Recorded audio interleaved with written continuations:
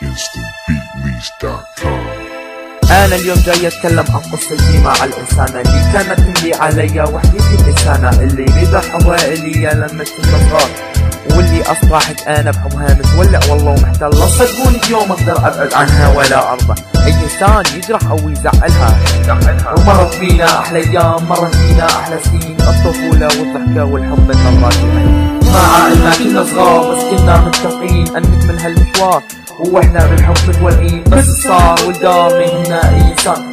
الايام غدرت فينا وخلتنا نعيش بحزان، اضطرت لي الدنيا اسافر وابعد عن مش مجبور. صدقيني انا ما اسفت بس في قلبي مفهوم، تتوقعين اني اقدر اتخلى عنك؟ لا اني اقول لك لا تفكرين قلبي والله ما ليش عني بعدك تتركني بحسرتي؟